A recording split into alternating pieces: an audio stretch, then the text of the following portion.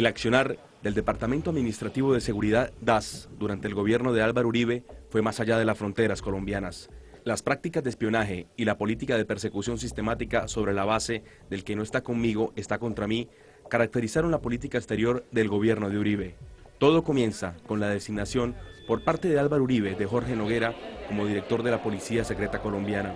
Según testimonio de quien entonces era jefe de informática del DAS, la llegada de este equipo perseguía un propósito definido. Nosotros llegamos con un solo propósito, colaborarle a las AUC desde el DAS. No solo desde el DAS, porque erróneamente se ha dicho, es que fue desde el DAS, no. El DAS fue, de pronto, la llegada de nosotros al DAS fue de pronto la punta de lanza para algo que fue mucho más grande ahora, y que trasciende al DAS y que trasciende a Jorge Noguera y a Rafael García. Lo que ocurre es que pues se ha vendido la idea de que fue el DAS y que fue García y Noguera, pero fueron múltiples entidades del Estado, múltiples instituciones del Estado donde hubo penetración del paramilitarismo. La Sala Penal de la Corte Suprema de Justicia condenó a 25 años de prisión al exdirector del DAS, Jorge Noguera Cotes, por 4 delitos, aunque la Fiscalía lo había investigado por 6. En el caso de homicidio, la Corte lo condenó por la muerte del profesor Alfredo Correa de Andrés, ocurrida en Barranquilla en el 2004. Diversas reacciones en la clase política provocó la condena de 25 años de cárcel contra el exdirector del DAS, Jorge Noguera Cotes, por la infiltración de los paramilitares en esa entidad. Se ha comprobado, lamentablemente, que el DAS durante los 8 años del gobierno del presidente Álvaro Uribe se convirtió en una entidad y en un instrumento dedicado a atacar a los opositores del presidente Uribe y del gobierno de entonces. Nosotros creamos una red de manipulación y tráfico de información que se conformó con el DAS, la Fiscalía General de la Nación, la Registraduría. Considerado un buen muchacho y de mucho futuro, en el 2002, Jorge Noguera, pese a su poca experiencia, llegó a la dirección del principal organismo de inteligencia del Estado, el DAS. Noguera había sido el jefe de campaña del expresidente Uribe del Magdalena, el único departamento de la costa donde triunfó en el 2002. Pero pronto su vertiginoso ascenso empezó a sufrir duros reveses.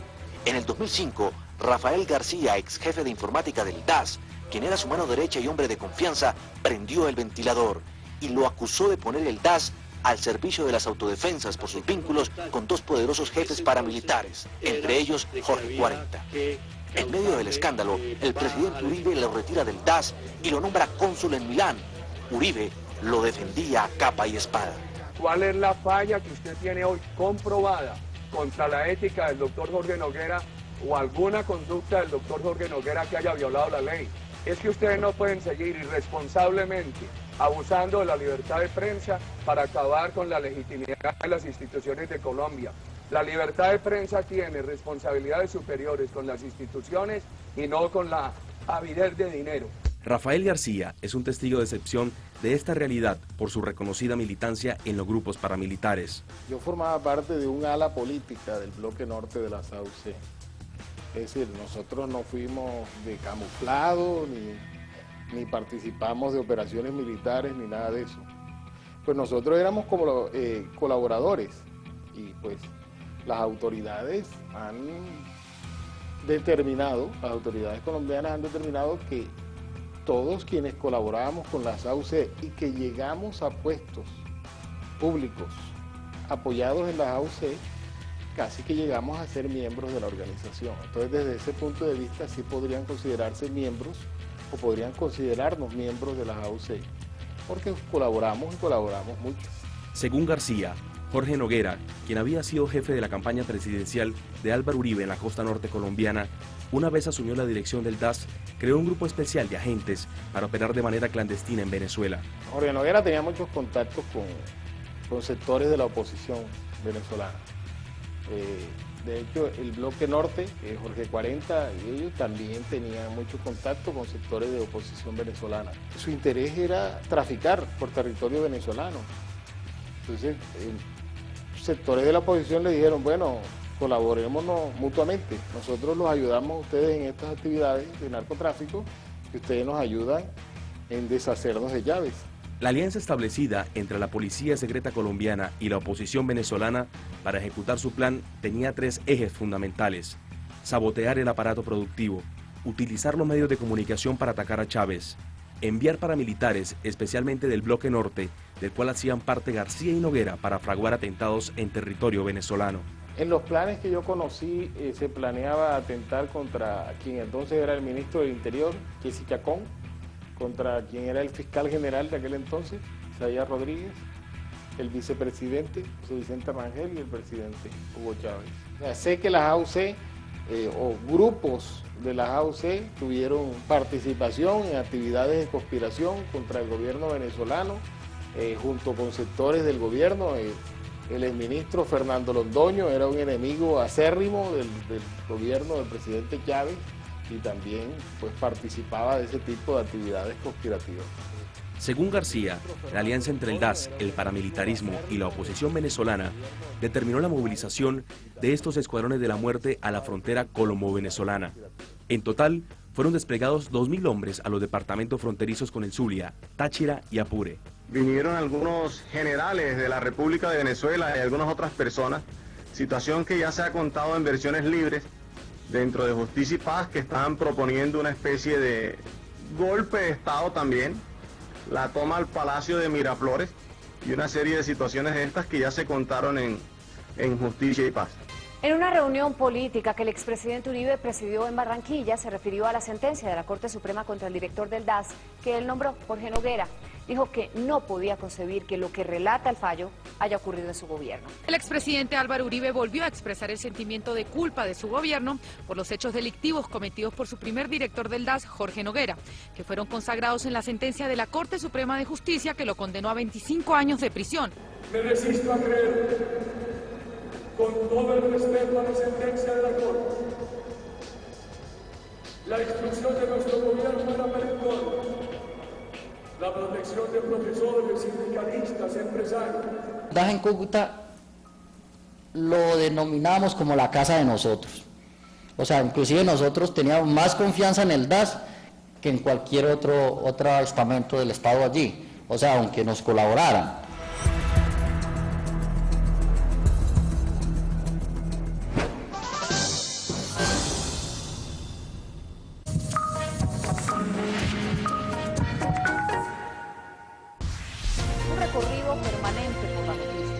Para informar de forma veraz y oportuna.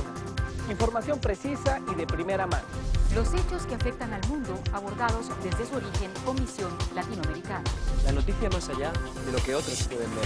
Telesur, la señal informativa de América Latina. Telesur, la señal informativa de América Latina.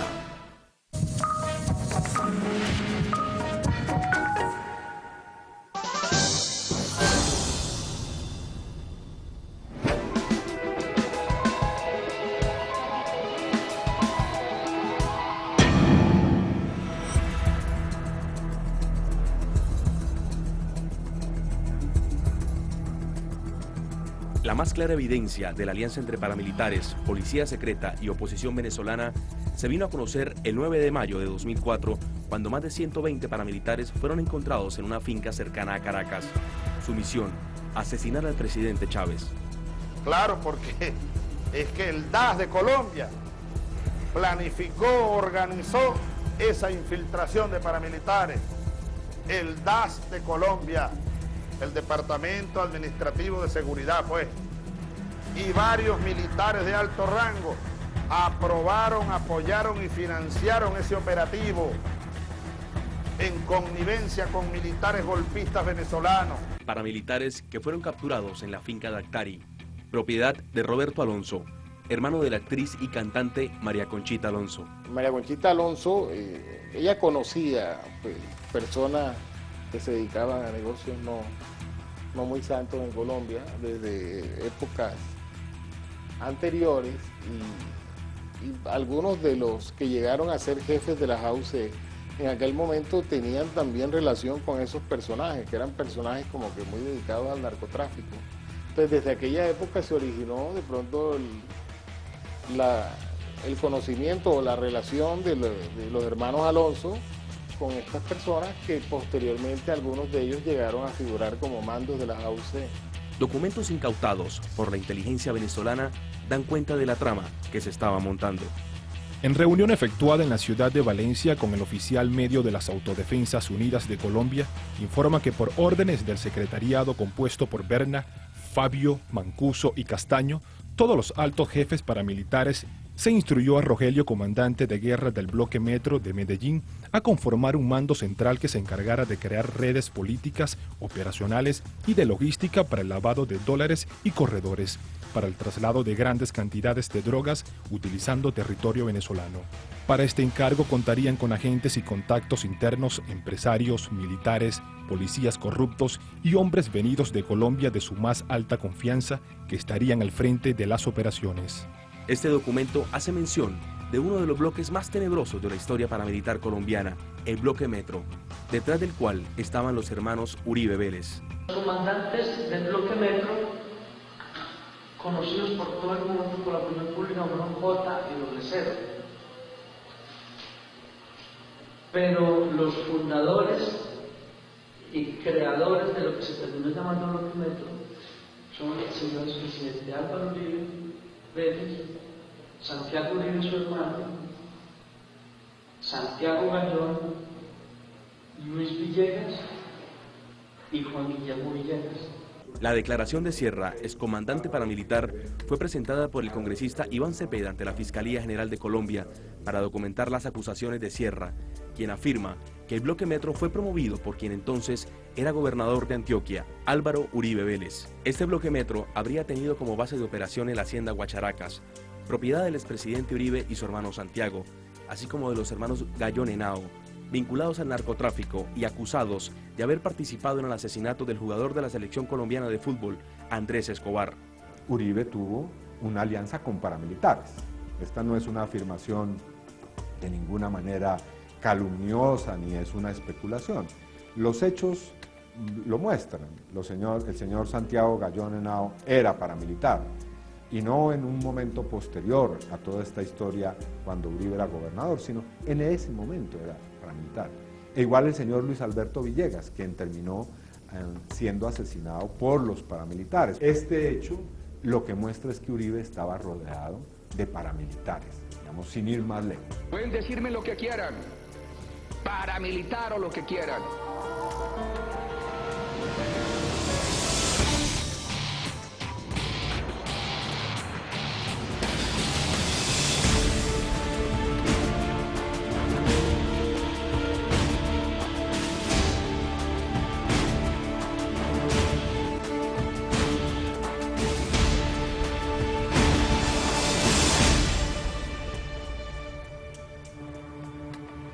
Mi compromiso es con la verdad. Estoy dispuesto a pedirle al señor presidente Álvaro Uribe públicamente que se desmovilice, que él también perteneció a la organización, él es fundador de un grupo de autodefensa. Según el testimonio de Sierra, la finca Guacharacas, propiedad de los hermanos Uribe Vélez, se convirtió en un centro de muerte.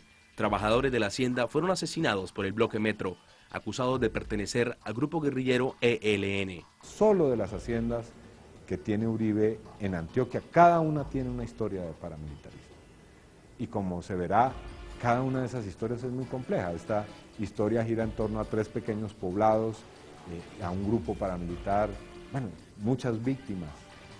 Nosotros alcanzamos a hablar de cerca de 60 personas que murieron en el año 96 por las masacres cometidas por este grupo que tuvo origen en la hacienda Guacharacas. Pues se empieza a terminar, a hacer masacres, terminar lo que se había empezado y ya se fue formando el grupo. Y de ahí ya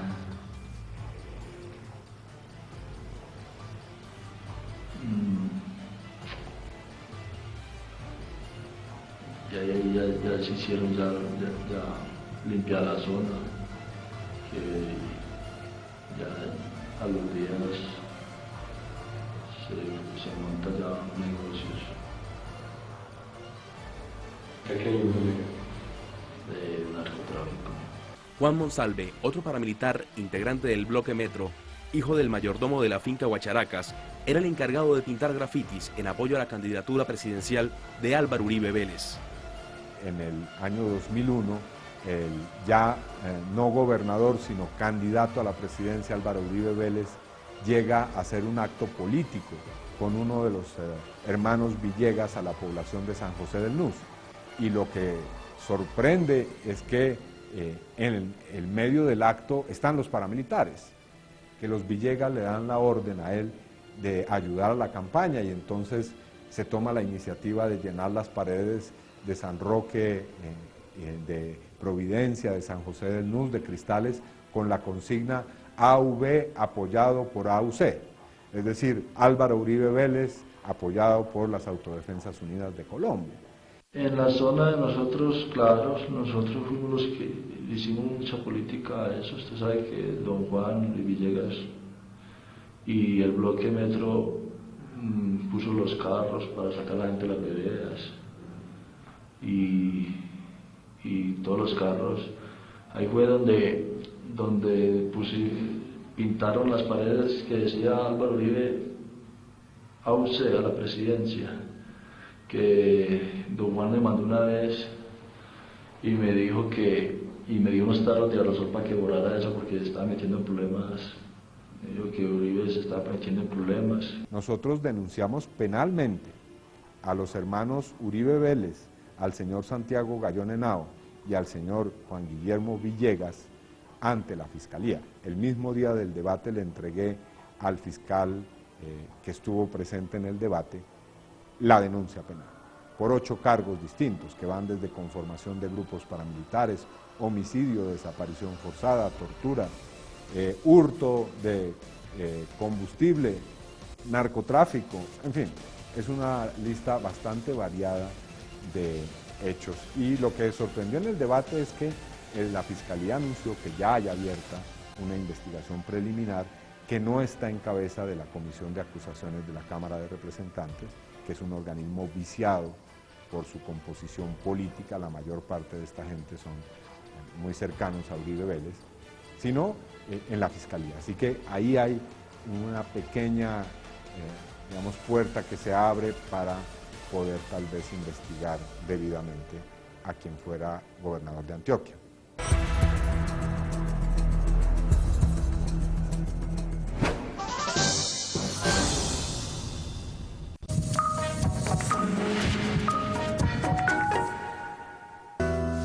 Estar endeudado ya no es nada dramático. Se ha llegado entonces a una situación en que se acepta el endeudamiento como una realidad normalizada. Endeudado sobre la telaraña. Muy pronto. Telesur, la señal informativa de América Latina.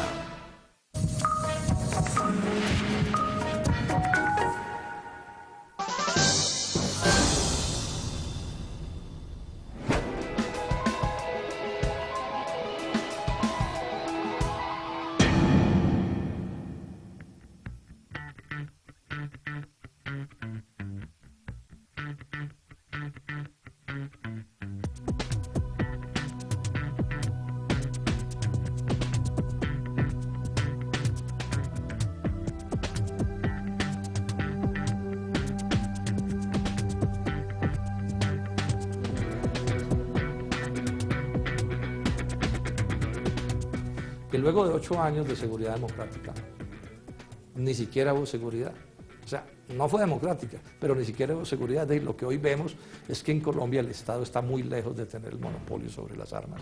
Aquí hay de distintas vertientes, poderosos grupos armados, ilegales todos, guerrilleros, paramilitares, narcotraficantes, como se quieran llamar, ¿sí?, que desafían el monopolio del Estado sobre las armas. Entonces, al final nos quedamos, o Colombia se quedó un poco, como se dice, con el pecado y sin el género, porque se quedó con el pecado de una seguridad que no fue democrática y al final ni siquiera se resolvió el problema de la seguridad. Nadie puede negar que las cifras hablan por sí solas. En el 2002 Colombia era el 4º país más inequitativo de América Latina. En el 2011 es el más inequitativo de América Latina, donde la distribución del ingreso está cada vez más concentrada en el 1% más rico, donde la tierra todavía continúa en manos de una minoría terrateniente, que además llegó hasta allí gracias a la usurpación de ese proyecto paramilitar violenta que se dio en las regiones. Entonces, pues es muy triste porque aunque la economía crece, tenemos unas cifras de crecimiento económico que parecieran indicar que Colombia está alcanzando niveles de desarrollo, ya no es de un país subdesarrollado, sino que ya está pasando a la transición de un país en desarrollo. Y hubo grandes actos publicitados de desmovilización, y luego hemos venido a saber que esas personas realmente no se desmovilizaron, que quienes aparecen desmovilizándose eran personas que casi todas las prepararon para ese día. Inclusive ustedes recordarán alguna de esas personas que aparecía impecablemente vestido con unas manos casi de oficinista y no de persona que estuviese en la guerra. Y eso hoy tiene consecuencias grandes. El tema de las bandas criminales, está atado a esa circunstancia, que aquí nos hicieron creer que habían desmovilizado el paramilitarismo y que se había acabado esa función, que el Estado había recuperado la fuerza legítima para perseguir a la insurgencia. Eso no es cierto. Hay unas zonas del país donde el paramilitarismo campea todavía, tiene mucha fuerza y se ha ido transformando en unas bandas criminales. Si hubiera existido realmente un proceso de movilización serio y contundente, jamás estaríamos enfrentando el peligro que hoy tenemos con las bandas criminales. El país está todavía muy polarizado entre los que son uribistas, que siguen diciendo que es que no le dieron la oportunidad al presidente de terminar la tarea, que van a tratar de buscar por todos los medios que él vuelva al poder, etc. Y ya sectores de, si se quiere, clases medias urbanas, intelectuales, que ven el autoritarismo de Uribe como, no solo como un camino regresivo que desinstitucionaliza el país, sino como un camino, un paraguas detrás del cual se ocultaron muchos procesos de corrupción y de excesos y de abusos. Digamos que la razón por la cual la clase media y la opinión pública se divorcia de Uribe tiene que ver con todos estos grandes escándalos de corrupción en el proceso de nombramiento de los notarios, de corrupción en la asignación de subsidios a los grandes propietarios, de los negocios de los hijos del propio presidente, del caso de los falsos positivos, de la persecución de las cortes, de la estigmatización de los movimientos sociales. Entonces deja un país muy polarizado, pero quizá también deja una lección muy importante. No se puede justificar la lógica de que el fin justifica los medios. No solamente lo que hemos perdido como en recursos, lo que hemos perdido en vidas humanas. Y creo que la pérdida más grande es la pérdida de la ética de este país. La noción de decencia, la noción de respeto, la noción de la prevalencia de los derechos humanos por encima de cualquier cosa. Y la noción de la defensa de la vida por encima de la riqueza, de la acumulación, de la fama o del honor que se caracteriza o se cimenta fundamentalmente en el haber, en el tener y en el acumular. Creo que Colombia en estos 8 años perdió lo mejor que podía tener y era su condición de país decente, de país respetuoso y de país libre de todas las ataduras de la guerra que tiene este país. Como decía antes, hay personas que apoyan lo que pasó, pero también encuentra uno mucha gente que dice hoy en día que se desilusionó, se desencantó de esas políticas porque ha descubierto de que detrás de ellas había todo este tipo de cosas. Y eso da un poco de esperanza. Ojalá haya cada vez más personas que descubran que ese no es el derecho de las cosas. Yo pienso que dejan un país resquebrajado en términos hablando estrictamente del escenario en el que trabajo, en términos de derechos humanos hay un país antes y un país después de Álvaro Uribe Vélez. Durante esos 2 gobiernos, si tú lo miras por desplazados, fueron casi 2 millones. Y 2 millones yo no sé qué ciudad será, es de las más grandes del país, no sé, Medellín, ¿no?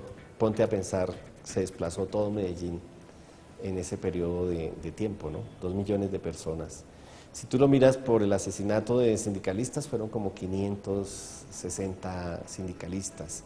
Y así, si tú lo miras Durante esos 8 años, Rodolfo Steinhagen, el relator de Naciones Unidas para Pueblos Indígenas, sacó un informe diciendo en Colombia se está cometiendo un genocidio contra los pueblos indígenas, ¿no?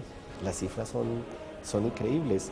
Y bueno, lo paradójico es que llega el nuevo gobierno también con un nuevo discurso más amable, con nuevas iniciativas como la ley de víctimas, pero tú te encuentras con los factores reales de lo que genera violaciones de derechos humanos en este país y tú dices, no va a parar, no va a parar.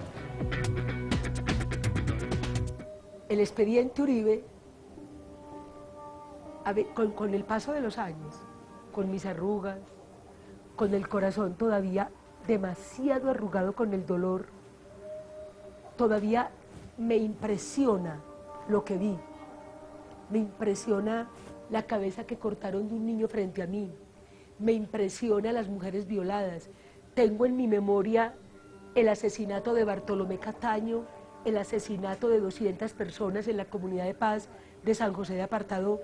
Me duele, yo vibro, y por eso tiene que existir responsabilidad política, jurídica,